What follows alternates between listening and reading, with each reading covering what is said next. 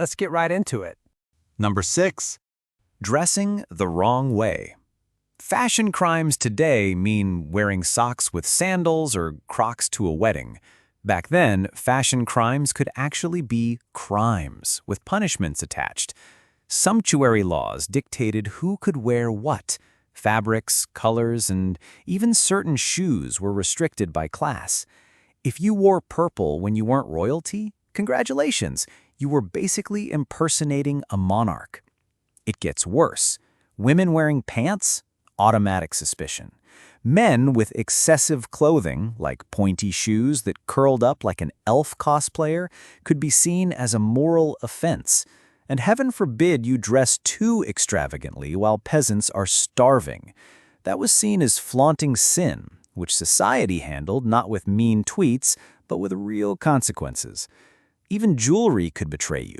Amulets, charms, or talismans might look like harmless accessories, but in the wrong decade, they screamed witchcraft starter kit.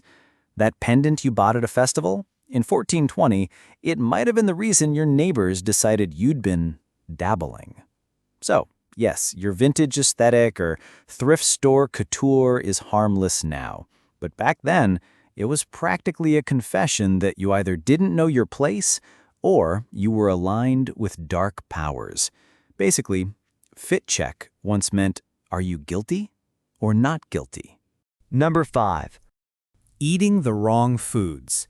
You're at the market, eyeing the cheese section like a predator hunting its lactose-based prey. Today, food is about taste, calories, and maybe the odd TikTok recipe trend. In the past, food could be a death sentence. Not because of salmonella or undercooked pork, but because the wrong food at the wrong time meant you were disrespecting cosmic rules. Think Lent. If you got caught eating meat during a fast, congratulations, you just declared war on religious law. Or maybe you were chewing garlic at the wrong festival. People could actually be punished for eating dairy when the calendar said no. Imagine being dragged to trial because you snuck a burger on a Friday. Even stranger, certain foods were tied to witchcraft. Collecting herbs, baking bread with poppy seeds, or stirring a suspiciously dark stew could get you accused of brewing something sinister. And of course, there was the drama of scarcity. If there's famine and you're still eating, suspicion. People wanted to know why you had food when everyone else was starving. Maybe you had a pact with forces beyond the village, or maybe you were just smart about rationing. Either way, dinner could become Exhibit A in your trial. So next time you're devouring a late-night pizza, remember, in medieval times, your pepperoni slice might not just clog your arteries, it might clog your social standing permanently. Number 4. Tweeting heresy. Imagine angrily tapping a hot take into your phone at 2 a.m., hitting send, and then falling asleep confident that the worst you'll get is a reply thread full of caps lock. Now, imagine the exact same sentence shouted in front of the local magistrate, who has a dramatic hat and a strong opinion about theology. In pre-modern worlds, saying the wrong thing could be read as heresy, and heresy often came with an irreversible invitation to kiss the pyre. Free speech is a modern illusion we mostly enjoy without thinking about it. Back then, theology was law, and disagreeing with sacred doctrine wasn't an opinion, it was treason against cosmic order. Professors, priests, and pamphleteers who suggested the sun might not revolve around the earth or that salvation was not a strictly regulated service found themselves with fewer publication options and more executioners. You tweeting skepticism about a holy text? That's a medieval man writing a pamphlet that challenges both sermons and taxes. You're not just irritating the local clergy, you're threatening their monopoly on answers. And institutions that have monopolies on truth don't respond with likes, they respond with edicts, bans, and yes, public punishments. So, the next time you think a hot take is only going to cost you a debate club roast, remember, The same sentence in a different timeline could cost you your freedom or worse. In short, your keyboard is a luxury. In the past, it might have been a ticket to a very final content moderation policy. Number 3. Helping women give birth. Picture this. You're at a friend's house, the contractions start, and your first instinct is to help. You call an ambulance, you hold a hand, you tie a towel, you coach breaths. Today, you get applause and probably a text of thanks the next day. In centuries past, anyone who showed up to help with births, especially women who knew herbs and stitches, was basically auditioning for a witching party. Midwives were the original DIY surgeons. They did everything. Saved lives, cut cords, smeared calming herb pastes, and pronounced babies viable long before physicians got around to putting on clean gloves, which, unsurprisingly, made the elite uncomfortable. A woman who knew how to stop bleeding and what plant calmed panic, she had knowledge that undermined the local helmsman of moral authority, whether that was a priest, a baron, or some decrepit judge. So what happens when a neighbor's baby dies? People look for explanations. And when explanations are scarce, suspicion is abundant. She assisted at every birth, people whisper. She owns a bottle of something that smells like rosemary, they say, ready to knit narrative like it's cold weather.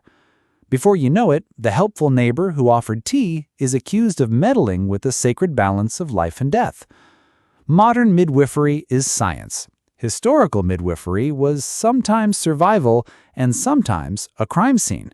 You're being a hero now. Back then, you might have been the woman paraded for daring to fix what men feared to control.